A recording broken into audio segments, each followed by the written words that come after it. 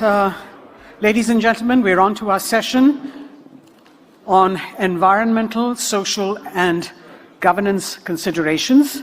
And the world has recognized the need to take them into account while making investment decisions, and in the process, promote the goal of sustainability. The stated objective of responsible corporate citizenship is to reward all categories of stakeholders, and our panelists will grapple with the question, do the existing initiatives address Indian ground realities? Ms. Vinita Bali, former Managing Director and CEO of Britannia Industries, is a business leader with extensive experience in leading large companies both in India and overseas. She's worked with multinationals like Coca-Cola and Cadbury Schweppes in a variety of roles, including as CEO in the UK, Nigeria, South Africa, Latin America, and the US. In 2012, she was selected to the lead group of the Scaling Up Nutrition Initiative of the UN, and she continues to serve in that capacity. She serves on several boards and brings a global and pragmatic perspective to strategy, marketing, innovation, and operations, having worked across countries and continents with responsibility for global and regional roles. Corporate strategist and entrepreneur Dr. Mukund Rajan chairs a pioneering investment firm, ECube Investment Advisors, which is focusing on catalyzing environment, social, and governance improvements. Previously, in a 23-year stint with India's largest corporate group, the Tata Group, he served as the group's first brand custodian, chief ethics officer, chairman of the Tata Global Sustainability Council, and member of the Group Executive Council. Dr. Rajan serves as the chairperson of the Environment Committee of FICCI. Mr. Amish Mehta is the managing director and CEO of CRISIL and leads its Indian and global businesses, steering its efforts to deliver high-quality analytics, opinions, and solutions to corporations, investors, financial institutions, policymakers, and governments. Formerly as COO, he led CRISIL's acquisitions and change agenda and created a growth path for the businesses managed. He has rich experience of over 2 decades in telecom, oil and gas, FMCG, and business advisory services. And of course, Mr. Mehta will be moderating the discussion. So it's over to you, Mr. Mehta. Thank you. Hi, good afternoon, everybody. It's been a great pleasure to be here in the esteemed company of phenomenal corporate leaders and my co-panelists out here on this important topic of ESG and sustainability, if you have to use that word, in spirit. I think it's very relevant today from an environment where you've just come out of a pandemic, unseen, unheard, at least for many of us who have never looked at it in that spirit. The impact on global supply chains, the impact on human lives, livelihoods, the welfare, the well-being of people, and how we look at the entire business continuity plan. So it had just changed the dynamic from an organization lens, from a board lens, from a stakeholder lens. And then you add to that the current geopolitical challenge which is playing out, which in Europe, it's taking you back to energy crisis, taking you back to maybe your fossil fuels, and how do you look at the balance and the dynamics around environment versus energy, sustainability, and I think it opens up a completely new dialogue, out there.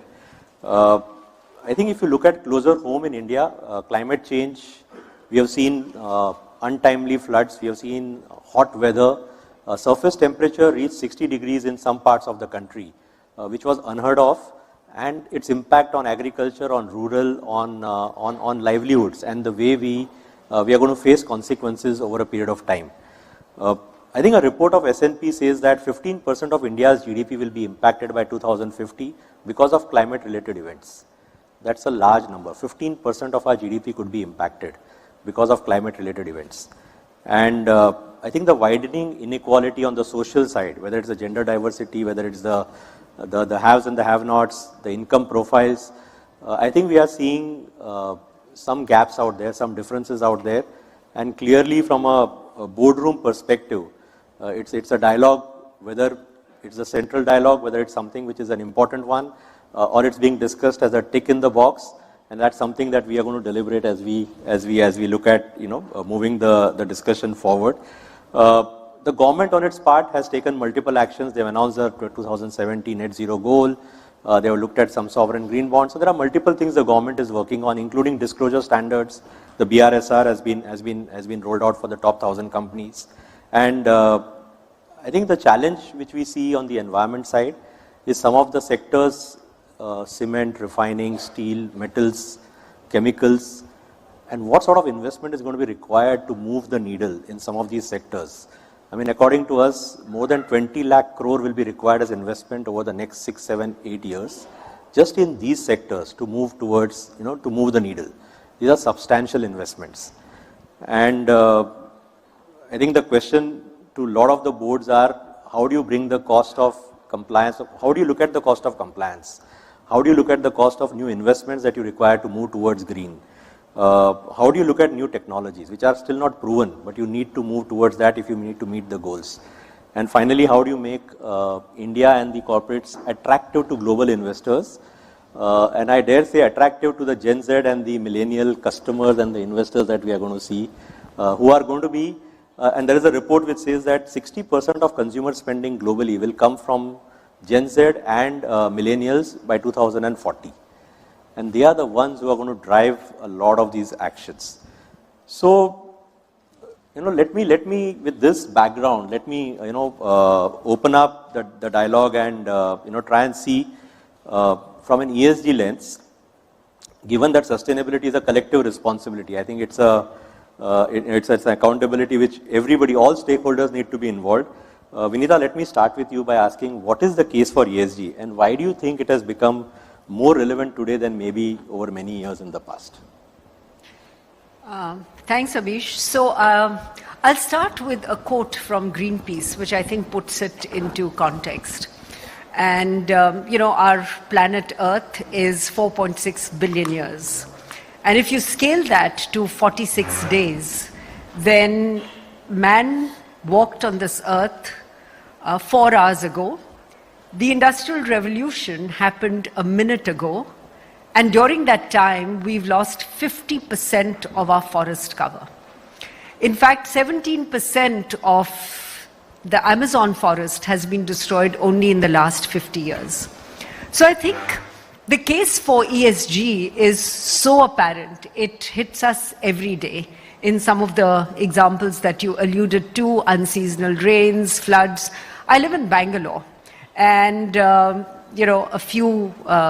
a month ago, you would have seen photographs of some of the most expensive parts of Bangalore submerged under 6-7 feet of water. And several of those were construction sites built on lakes.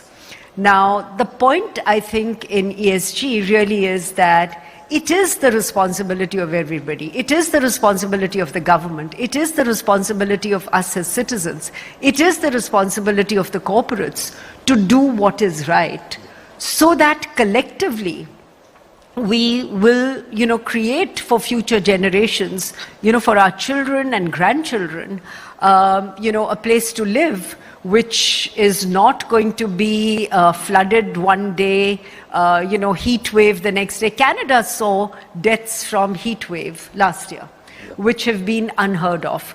So it's not just anecdotal evidence. There is real data. There is real evidence, how much the level of the ocean has gone up, the glaciers that are melting, the polar bears that are completely confused because there are no glaciers. We've had somebody like David Attenborough, who's my hero, for the last 50 years telling us, what we need to do. He is still at the age of 94 giving us a message that if we change our behavior, we can change what is going to happen. So it is not just an issue of the corporates. Of course, corporates are involved because we are part of the ecosystem. But we have to think of it in terms of how we, as corporates, as individual citizens, can influence policies of the government, can actually add to it. And I think this, to my mind, in the glass full, glass half analogy, I'm an eternal optimist, but on this one, I see the glass half empty right now, unless we do something really drastic. So it's a call for action, Vinita, and I think we'll look at some of these points more deeply as we go further in the conversation.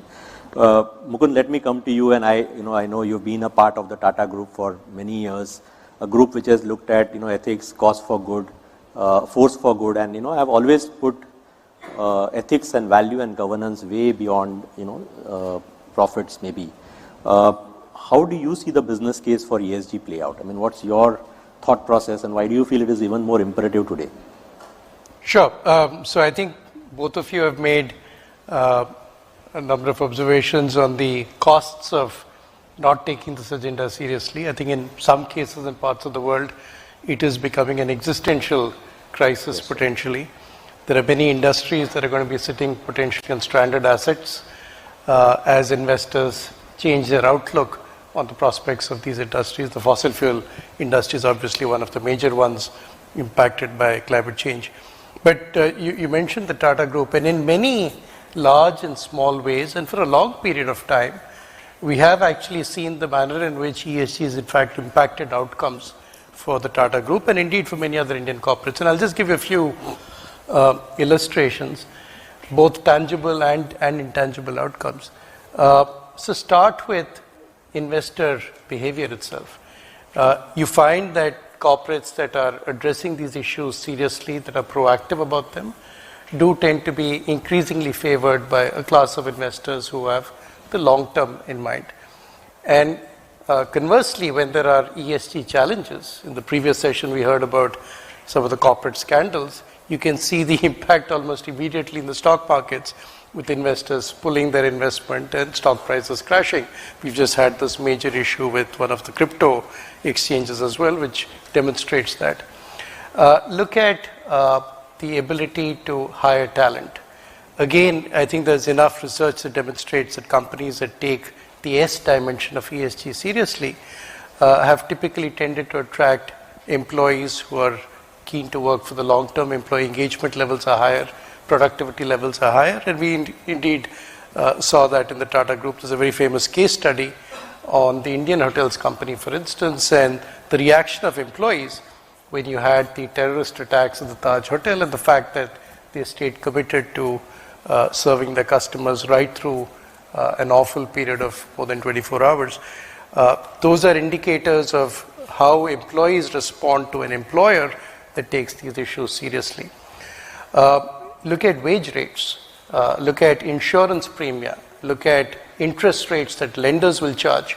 All of these, you find that companies that take ESG seriously tend to get a much better deal than the rest of the market, and Tatas have been, I think, an exemplar of that.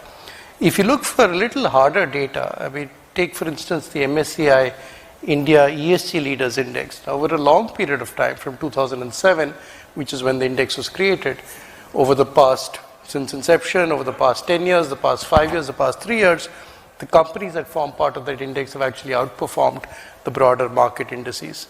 So these are all tangible evidence that ESG matters and works. But if you move to the intangibles, and these days, there are studies that suggest in many companies, enterprise value, close to 90% of it is intangible. And a big part of intangible, brand, reputation, goodwill, is derived from ESG. And certainly in Tata's, when I was brand custodian, the studies that we did on the brand suggested a significant part of the brand value emanated from the trust that different stakeholders had in the Tata brand, oriented towards your sense that the performance on ESG social issues was very important. So I'm going to end with one story on the Tata, since you mentioned that. You'll remember in the mid-1990s, the group had a plan to actually get into a joint venture with Singapore Airlines in the aviation industry. For a variety of reasons, that was not to happen. The policies in India were changed to prevent foreign airlines entering the domestic aviation business. 20 years later, when the policy was changed and it was possible now for a foreign airline like Singapore Airlines to come into India, they had the choice of all the possible partners in India were there. And yet they came back to the same Tata Group that they wanted to work with in the 1990s. And that tells you that reputation, which is earned the hard way through performance, is something that stands the test of time. So, long story short, I think companies that take ESG seriously are rewarded by their stakeholders, both in the short term and in the long term. Amish, if I may Yes, pick please. up on I think a very important point that Mukund has mentioned. I think we've got to change the ecosystem by which companies are valued. We talked about intangible assets, it's the value of the brand and so on and so forth.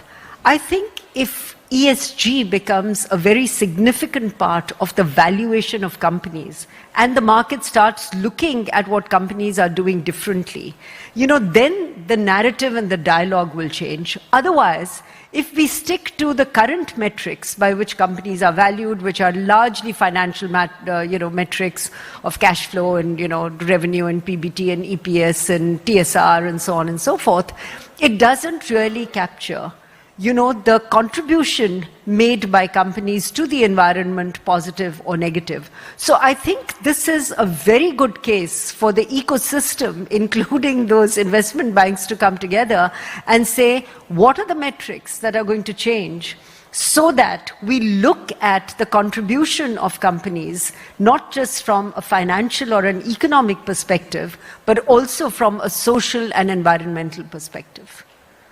So thanks, Vinita. Sorry, yeah, go ahead. No, I was just going to say that, in fact, your own organization came out with a very good report earlier this year, which scored companies on ESG dimensions. And I guess the bottom line is ESG both throws up opportunity and also it gives you a lens through which you can look at risk management. One question, though, you keep getting from companies is, show me it works. Show me a correlation between strong ESG performance and financial outperformance. So Vinita's point is absolutely spot on, that do our parameters today take account of many of these intangibles? But what was your own learning from that exercise of the correlation between financial performance today, as we see it, and ESG performance? So I want to connect a couple of thoughts, which I think both of you have highlighted. One is on the brand reputation. When we did the survey for ESG and we reached out to multiple stakeholders, the first thing which came out is the most important reason why ESG is important is because every stakeholder believes it has an impact on reputation. More than on financial, more than on any other aspect. The brand reputation is the largest reason why they felt there is a need to move on ESG. So there's a clear linkage, and you spoke about the Tata's example. I think there's a clear linkage which every stakeholder, and we reached out to a 360 degree of stakeholders. So everybody felt that was the largest reason. Coming back to the point on linkage of performance with the scores and evaluation and benchmark, I think in India, evaluation is still very nascent. We've just started. This is the second year we publish scores. And I think you need to be able to see a good trend of cycles, how companies are performing over cycles, to be able to make real sense around whether there's a direct linkage on performance with good ESG driven companies. Globally, we have seen some studies where we are able to see that correlation. But and the challenge on ENS is very different because there's hardly any data available. So as we were evaluating ENS, very, very skeptic data, non-standard data. So it's very difficult to evaluate companies on ENS parameters. On governance, however, because we have been on this journey for many years, the listed company space, and we always hear good governance, will result into good margins and good company sustainability, profitable margins. So when we looked at that part of the parameter, we saw that over a period of time, companies with good governance scores, as we classify them, were outperforming other companies in their own sector by a reasonable margin and every other company which was there, which we evaluated. And we evaluated 586 companies. It was a large set, largely listed, 10% was non-listed. And the bottom on the governance scores were actually underperforming significantly their own sector and the set of companies. So if I use that as a surrogate, I'm hoping that over a period of time, you have better risk management, you have better ability to look at opportunities. I think you have better ability to be a great employer. So, if I link all of that up, my sense is that good ESG would mean good business sense. It's good for everybody. And that's what we are hoping and driving towards. But that is where I would cast my vote. It's an interesting perspective. And you say, what comes first? Do intrinsically good companies pay attention to issues like ESG, diversity, etc., and build that into the way they do business. And that is why you see the correlation. My hypothesis is that, if you believe in, what I call conscientious capitalism, then you will do all the things and you will make sure that you're doing it not just to tick a box, but intrinsically, because there is a conviction around those ideas and therefore the actions that follow from those ideas. So Vinita, I want to also pick up another point which you spoke about, and we were having a chat before the session saying, as a CEO, if I'm being held accountable to returns on shareholder returns on profits, am I going to prioritize ESG in the short term, or am I going to be focused only towards what makes difference current quarter, next year? Because that's the visibility that the investors have, that's what the shareholders are asking. And I think Vinita brought in a point around an example of Unilever, and I think also another point which she highlighted, and I want to bring that, Vinita, into the conversation, that how do you influence your shareholders, how do you influence your investors to see what is right from a matrix? And she spoke about matrix. Because these matrix are looked upon in the past doesn't mean they are the right matrix to be looked upon going forward. And I think that's a dialogue which will have to be shaped by the boards, by the management, by the investors and the stakeholders to say, listen, if we have to go on this journey, there are some investments to be made. You might not see immediate returns, but this is what we are going to be doing. Put some milestones, put some action plans in place, and be transparent about it. And I think Unilever was a classic example which you spoke about. So I think there was some good input saying, can we influence some of those metrics so that we are able to get that space, and managements can start thinking about it more holistically than trying to get the returns in the next quarter and the next year. So Vinita, I'm going to move forward on the discussion, and I think you sit at a very unique vantage point. You are part of global boards, you work on Indian boards. Maybe you want to share a perspective on how ESG is being seen differently when you are sitting on the global board versus when you sit on an Indian board. Are there any learnings out there? Certainly there's one big difference, and it's not that global boards are always better than Indian boards. I think it is contextual, in the sense it depends on the sector. I think global boards, because there is a higher risk associated with them, they operate in multiple countries. You take a company like the Coca-Cola company I worked for, over 200 countries is where Coke operates. And, therefore, there is a higher risk, and therefore there is a greater desire to put in more effort and more significance into looking at the concepts of ESG. We talked about the example of Paul Polman in Unilever. When he took over, he came and he made a bold statement, and at that time even said that don't expect any forward-looking guidance from us. And by all accounts, he actually had a very good stint. I'll give you two other examples of American companies. One is the famous Patagonia and how they've managed the business. Here is a company, and this is America, which is so consumption-oriented, that has a campaign right now which says, if you have a Patagonia jacket, before buying the next one, bring your old one, and we'll see if we can repair it and give it back to you. And the youngsters and the millennials are saying, yay, that is the company I want to do business with. The second is a wonderful example of Tom's Shoes, which was started sometime in the mid-90s, not in the mid-90s, in 2006, 2007. And they started with a business model which said that as a consumer, every shoe you buy, somebody in Africa will be given a shoe free. And again, it was something that caught the imagination of many people. The point I'm making is that unless industry makes an effort to change the dialogue, to change the metrics, to change the narrative, to change the expectations of everybody, including shareholders, we're going to end up in, Einstein's definition of insanity, which is we keep doing the same thing, we're not going to get a different result. So what are we going to do differently in order to get to solving the problem of, we've largely been talking about environment, though E and S, I think, are very, very closely related. Governance we all do because nobody wants to be behind bars. So, the minimum level of governance is taken care of. But I think the dilemma is in the E and the S. I mean, I want to just add a lens to that question, Vinita, on resources, because every company has finite resources, and then it ends up on the prioritization. So on a board, when you look at prioritization as a board member, how would you help steer a conversation? Because these are the dilemmas which every board member and management is looking at, right? I mean, I'm not going to get unlimited resources to drive a journey, but at the same time I need to balance it with like I said, short term, medium term, long term. So what would be your guidance to managements and boards? Obviously, again, I don't think it's a one-size-fits-all. It depends on the industry as well as the sector. But I think even if managements and board were to make explicit the choices they have to make and the trade-offs and what is the cost of that trade-off.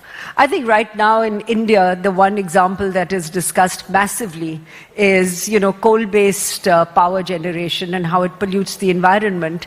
And on the other hand, the number of people that are employed in that sector. I think in some cases, the choices are really difficult.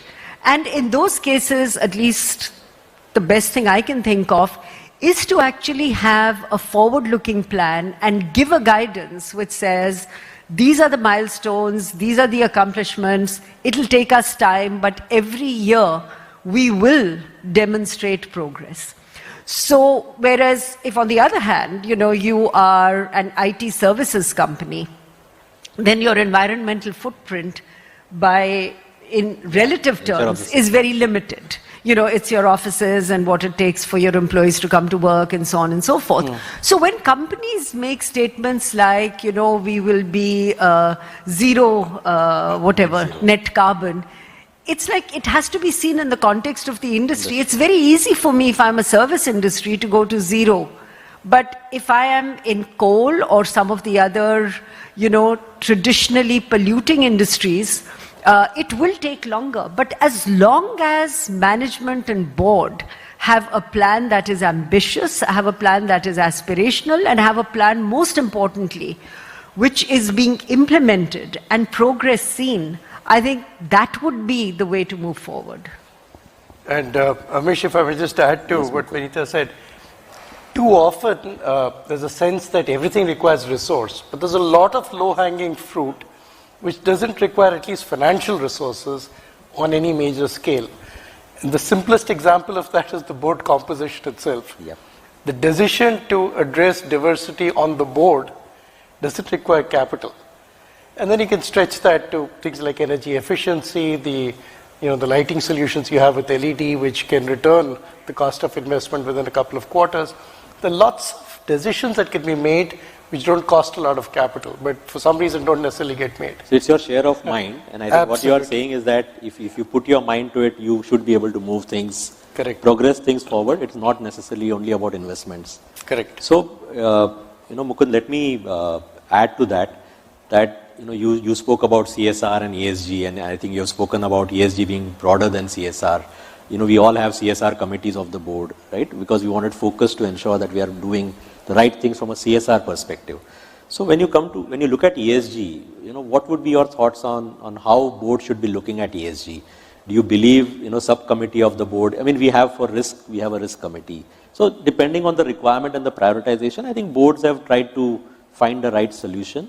But is there something in terms of practice which you believe you have seen in Tata's or any other example? And any thoughts around that? No, I think there are many different ways in which boards have addressed this issue in the recent past. So if you look at a bunch of blue chip companies, I mean, look at Airtel, Infosys, Ashok Leyland, they've chosen to create dedicated ESG committees of the board. Then you have others who have looked at the CSR committee and said, why don't we expand the ambit of this, because CSR is already an element, small element, but an element in the S dimension. Let's expand their responsibility. So in Tata Steel has done this, NTPC in the public sector has done this. Then there are others who've retitled the CSR committee as the CSR and ESG committee of the board. Biocon did that recently. Some have sort of parked the whole ESG agenda in the risk committee. A few are doing it in the audit committee. And some have decided, look, the management is going to take care of this. We're going to ask for periodic reports. But I think where really perhaps the most impact is probably being felt just now is those boards, regardless of whether they have a dedicated committee or have put it in a subcommittee, the ones that I think are demonstrating perhaps the best results seem to be the ones that have linked performance on ESG outcomes with the variable pay and compensation of senior leadership, including the CEO. That seems to be a pretty important determinant of outcomes as compared to whether you have a committee or not on the board. So it demonstrates that the board is aligning performance incentives with a genuine desire to see outcomes in ESG. And I think that's where a lot of the activity in terms of forward-looking companies you're beginning to see. Amish, I'm seeing one other thing. You talked about Indian versus global boards. At least on the global boards that I'm associated with, there's one thing that they've done. It's been carved out to a specific set of people, either a subcommittee of a committee or a new committee altogether. But equally importantly, have gone and actually brought in expertise, especially on E. I think S and G can be handled differently. Yep. But E, just to understand the nuances of climate change, etc., etc. So they've gone and hired, like you go to an audit firm to do your audit. These are people who've gone to either academicians or, think tanks or whoever to get that expertise. And there's a board that I'm on, and we have had every month, an ESG session where a specialist in ESG, largely in E, actually comes and educates the board, and we call these board learning sessions. So every month we have a learning session so that as board members also, Yep. we can ask the right questions and intelligent questions and not just any question that comes to anybody's mind. So I think, Vinita, you bring in a point on prioritization, right? I mean, again, I'll say from my own experience that to set that focus, if you believe ESG is a priority as an organization, how do you focus on that as a priority? And different companies' approaches have been very different, I think, but at the same time, how do you, the tone at the top, we have spoken about it, how do you get that culture embedded in the organization? Unless the leadership, the CEO, the board is looking at it, asking the right questions, like Vinita said, maybe educating themselves. There are times when you need to know what questions to ask. So are you doing that? Are you focusing on some of those aspects? And do you have a dedicated plan to be able to measure with accountabilities defined? Doesn't matter whether it's an internal committee, external committee, board committee, management committee. I think it's about getting the right bandwidth and focus at the leadership level and then starting to drive. That's what, at least it's, we have seen it work. And it could be any priority. I mean, ESG is what is right now. I mean, we had risk and digital transformation as a priority. And I'm saying again from experience. So wherever you need that focus, depending on what your focus is likely to be, how do you get that right level of bandwidth, leadership bandwidth, and the seriousness to demonstrate to the organization? And I think the other part is about embedding the culture right within the organization. So it's not being managed. What I've also seen is that if you manage it with a core team sitting outside and business is not involved or people are not engaged and involved, it's going to be an initiative run by somebody else. So you need to draw the leadership and the organization into that initiative and make it a part. So Tata's has been very good, in driving some of that. I think across organizations, if you're able to do that, I mean, Marico is another example, when we had evaluated and looked at them. Companies who have taken it right up to their last level, including the value chain, I think they've been able to make a much larger impact. Again, Amish, rather than just talking about it conceptually, you use the word leadership several times. And I happen to believe that ESG is actually not an ESG issue, it's a leadership issue. And what I mean by that is that unless the leadership of the company, which includes the board members and the executive leadership team, are convinced and committed and believe that this is to be done, very little is going to change. I remember when CSR came, I wrote an article at that time where, one of the examples I had used was, this is a strange coincidence of events where if you go even today to Varanasi, you actually see effluent pipes where the effluent is coming right into the Ganga. And then you say, okay, on the one hand, whoever I am, I'm discharging my effluent, and then I use CSR money to clean the very river I have polluted. That makes absolutely no sense. So I think part of ESG, the reason why we are talking so much about ESG is, I think business also has to accept, and political leadership also has to accept, that whilst we had all the environmental laws and everything else in place, in implementation, it has been anybody can go and do whatever they want to do. I can build multi-storied, very expensive apartment on a lake, and that is fine. I can discharge my effluent into the river, and that is fine. And I think so this is the time to step back and really introspect and reflect and say, what if we implemented all the laws we currently have? What does that mechanism look like? And then prioritize and say, which are the ones that will make a big difference if done now rather than waiting for later. So you are highlighting multiple points, Vinita, and multiple thoughts for action in terms of how can we influence the political and the regulatory landscape, and also a cause for our own self-reflection as to are we doing the right things, right? We can talk of ESG, but as leaders, are we doing the right thing? And I want to come back home a very close, passionate point, which I know you keep talking about, the diversity agenda across organizations. In India, when we evaluated companies, we saw that the employee base, only 14% of employees across 586 companies we evaluated were women employees. The global benchmark is 39%. And we had right from 2%, going up to maybe 45% in some companies. So it's a broad spectrum, but far away from what we would have expected. What is the case for gender diversity? I mean, from a value to the organization, and how do you see that playing out? I mean, I know from experience that you've been extremely passionate for the right reasons, I think, and, ask the right questions, but maybe you want to share some of that wisdom with the team. I'm sure Mukund has many things to share as well. So let me start off. I think the case is really very simple. It's about equity, fairness, and competence. I think the debate on gender diversity has to give way to a debate on competency. I've often used this example. When I walk in through that door into my office, if you are my employer, you should be concerned about my qualification, my track record, my skills, my knowledge, my attitude, my attributes. Where does my gender play a role? And yet, we have talked about it so much, and we have, not even taken action which is, 10% commensurate with the talk, with the result that even after, the Companies Act said you've got to have at least one woman on the board of directors of, companies with a certain qualification.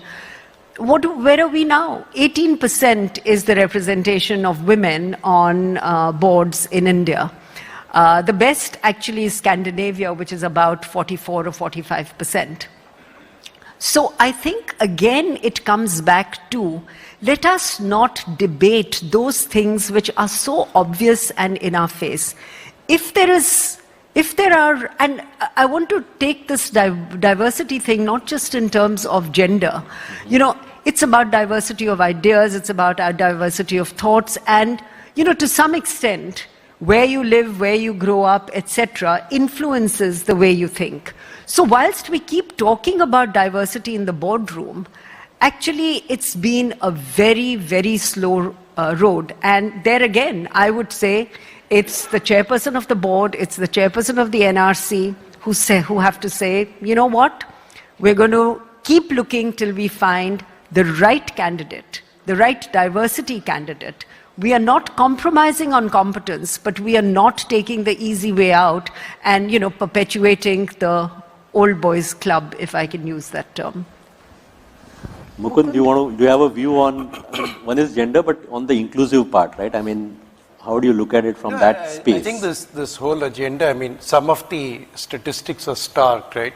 Women certainly, but equally if you look at issues around scheduled caste and scheduled tribe, for instance, why is it that 75 years after independence we are still debating this whole issue of affirmative action, and there are periodic demands raised for reservation in the private sector, which already exists in the public sector. It's because there is a sense that equity and fairness have not made their way into the community at large. I think there have been companies in India that have been quite visionary in what they've done for many of these communities. But the other point I just wanted to reinforce what Vinita said is diversity of thought, in the boards, in your organization, comes from having diversity of people. Yep. And the sense of what society needs and wants, I think becomes much more sharply defined in organizations that do this well.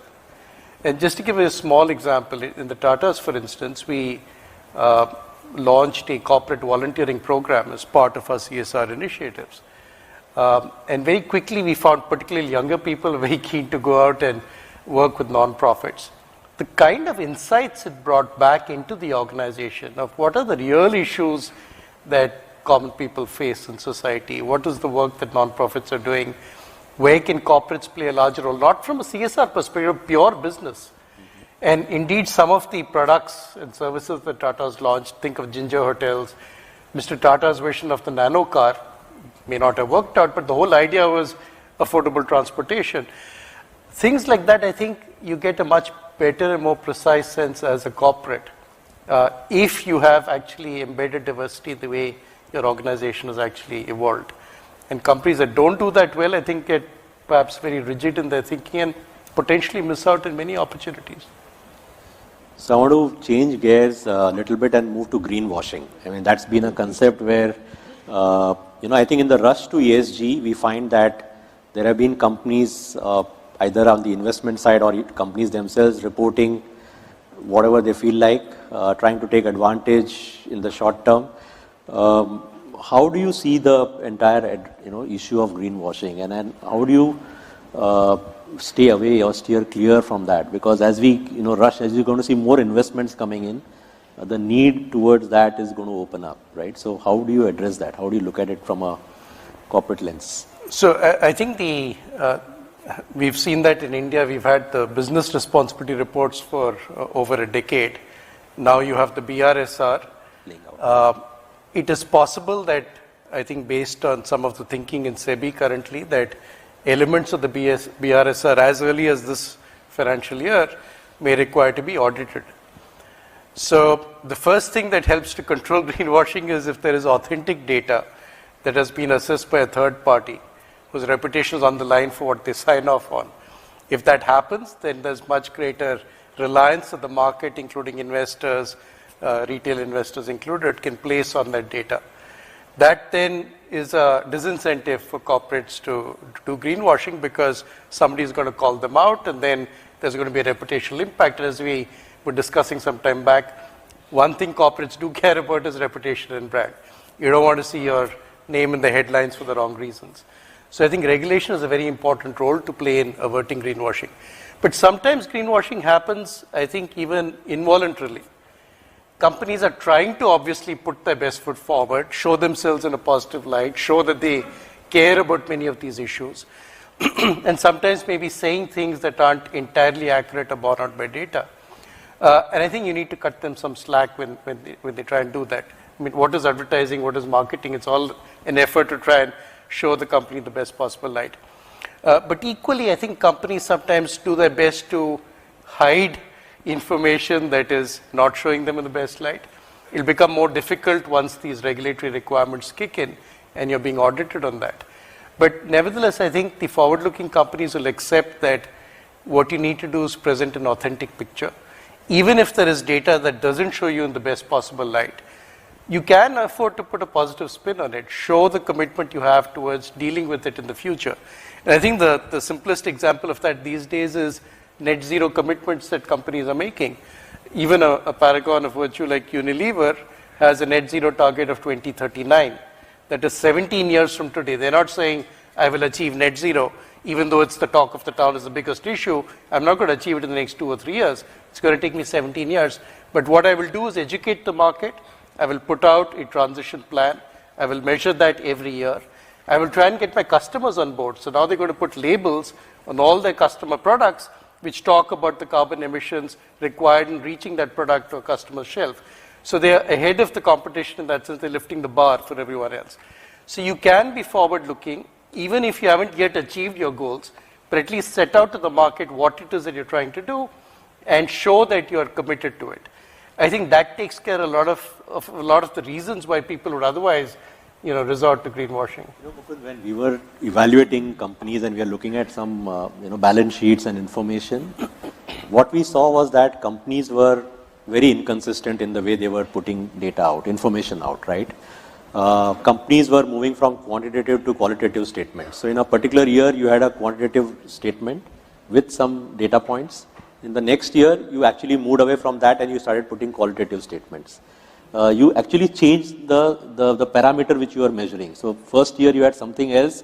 So it becomes very difficult to evaluate which direction you are going. And I'm not judging the intent of the organization, but I'm just saying that as you go on that journey, it's important, the transparency, I think the ability to call out facts and maybe put a positive spin to that, even if it's going to take more time, maybe you're not met a milestone. I think as long as you are transparent and you're able to demonstrate that consistently, define some of those KPIs in a very, very transparent way, right? I think that will help. And as an industry body, sometimes, it helps if the entire industry starts putting the data out in a consistent way. We have seen different companies in the same industry put different data points out. So it's very difficult to then try and benchmark one with the other and what's happening. So, this is also where I think the integrity and the strengthening of G will make a very big difference, in greenwashing, or as Mukund alluded to, net zero. Today in theory, I can continue polluting the environment, buy enough carbon credits and show I'm net zero. Is that the behavior that, we want to tolerate? And the answer to that should be no. So I think as long as there are ambitious targets, because, the other thing, and we've spent a lot of time talking largely about E, which is right. The other thing is that what's happening with nature is not going to wait, because it's going to take us till 2039. What happens between now and 2039, and that is why, whether it is conferences that happen in Egypt or our earlier examples, we had the MDGs. The world realized nobody was going to meet the MDG goals, so we created SDG goals, which are supposed to be accomplished in 2030. We are far away from achieving those SDG goals. So if I look at the track record of the world and how we've done against these big goals, this is one that calls for a huge action bias and an urgency in response, because it's sitting right there. So I want to ask one final question and open up to the audience for questions.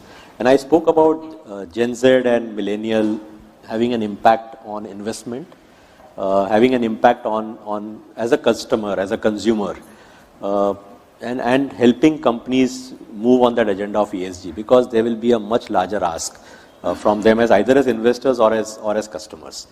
Do you any thoughts around that? And then we'll open up to the panel, to the audience. No, absolutely. I mean, that's already happening, right? And I think visionary companies are taking that on board and building that into their plans.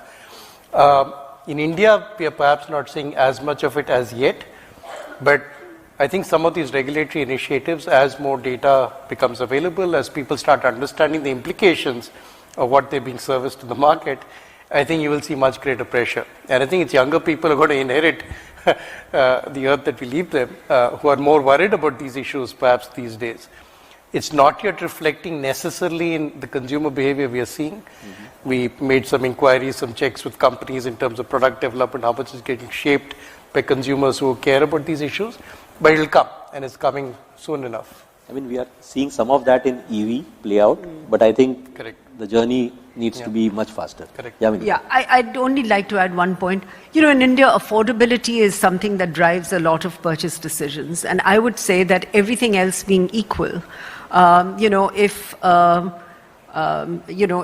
more environmental friendly product is available at the same price as the other product, there's enough data which tells us that younger consumers would opt for that. But, the price point and all those other things make a very big difference. So with that, I think we have got six minutes or so. Let's open up for the audience.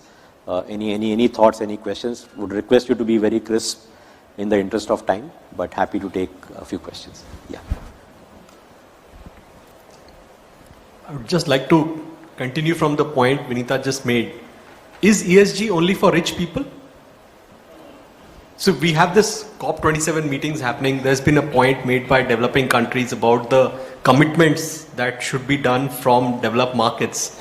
So the same point that, young people will buy items that are environmentally friendly, provided they are at a good price point. The same point also goes for countries, isn't it? No, I don't think ESG is only for rich people. In fact, it's the rich people who are responsible largely for spoiling the E. Whether it is rich countries or rich individuals. I mean, look at a country like India.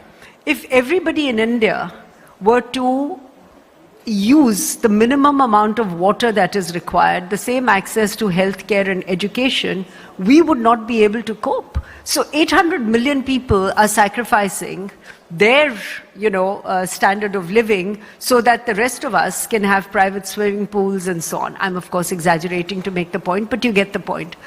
I think the relatively,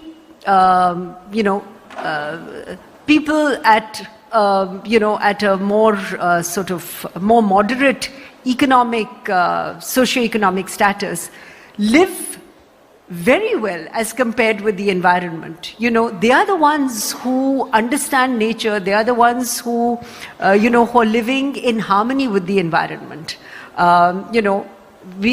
are the others who are chopping down trees. We were talking about RA and, the protests and demonstrations that happened here. Well, how many trees were cut down one night, despite the demonstrations? Now, who made that decision? Not some poor person, but some rich person sitting in, whatever, political or other office decided that it was fine to cut down those trees. Yep, there please. Good afternoon to the esteemed panel. Vinita ma'am, I just have a question for you that you just mentioned about the global boards taking a lot of initiative with respect to ESG, especially in terms of governance and advocacy, and having a monthly educational awareness seminar with respect to ESG. So can we adopt from the international standards governing ESG something additional in our 9 ESG principles in India?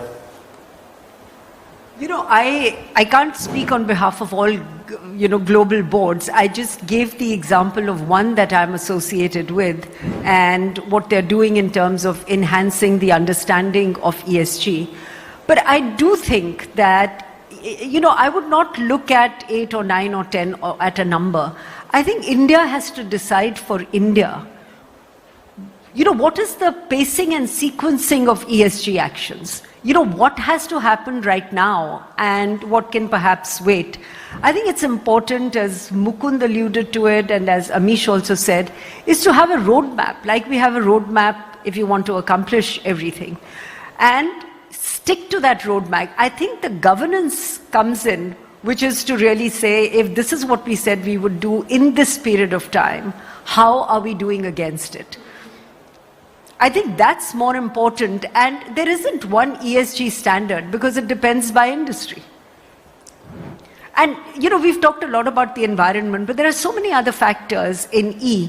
You take the FMCG industry. It's an industry which is characterized by low unit price purchase, very high velocity. And, and that industry litters with its PET bottles, with its wrappers of, biscuits and chips and so on and so forth. What are the commitments that industry is making to actually more effectively recycle, to reduce, to reuse, to create an ecosystem? So there are so many elements, even in the E itself, that can be tackled. And each of these adds up to the overall impact we're going to end up creating in the environment. Amish. So we have last question, please, if you, yep. Yeah. The dilemma is that the corporates fuel the consumerism today. From a consumerism perspective, the kind of advertisements that we do as corporates in selling our own products, if you reduce that part of it, where people are enticed to really go ahead and buy whatever they're buying, if you're reducing consumerism through a concept, would it not help in terms of the environment and all? Because today what happens is, with all kinds of advertisement that we do as corporates to sell our own products, we are making people buy which is not required, right? So you are actually fueling that concept of consumerism. So I'm saying, is there any connect that we can get in between consumerism and the environmental? If I might. It's a difficult question. No, it's actually at one level quite straightforward. No, you're absolutely right that marketing, advertising does build up maybe unnecessary needs and wants and spreads this whole materialistic culture. In some ways, this is what the Prime Minister has been talking about when he talks about lifestyle for environment. And he's been making the case at international fora that in India, many of our communities are much more embedded in what the environment can really support. But I think the answer to that is not by trying to control what you can market and brand. The real answer, I think, is in pricing natural resources. If the true cost of everything is reflected, then you will see consumer behavior changing. If the true cost of what it takes to deliver a consumer product to your doorstep is reflected, then you may not want to buy that product because it's too expensive. If it, for instance, is littering and the cost of reclamation and waste management is too high for the corporate that does it, you'll start pricing it higher.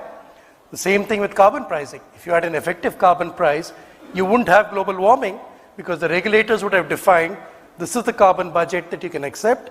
You will not cross that. Anybody who tries to do that will be penalized in terms of the cost. So I think pricing is where we need to find the answer, not in stopping marketing or the push towards consumerism. So Mukund, I'm just going to add one point, final comment, is I think education and awareness is equally going to be important. I mean, if you just look at firecrackers as an example, right? The education in schools to young kids that it is bad for environment. Even if today I want, my kids don't want to burst firecrackers. I think it's also about building that awareness about sustainability. I can afford to buy another pair of shoes. I can afford to buy another pair of clothes. Do I really need them? And if I have to, what do I do with what I already have? If I'm not using that, can I recycle that? I think that is also going to be an important part in driving that agenda. So on that note, I know time is up. So thank you very much, Vinita and Mukund. And I think thank you to the audience. Thank you very much, Ms. Bali. I know that there were more questions on the floor, but unfortunately we'd like to try and keep the schedule running on time. We've got time now for lunch, so we also need you to eat and come back into the hall in time. So thank you very much to Ms. Bali, Mr. Mehta and Dr. Rajan for giving us such deep insights into the current ESG scenario and a roadmap for the future. I'd like to request Mr. Amish Mehta to please come up, senior partner with Bartley Boyd, to please present to please present a memento to each panelist.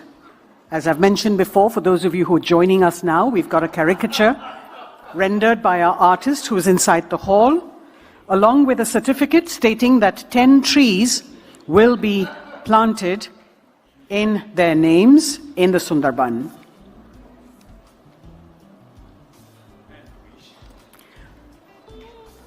A photograph with all of you all.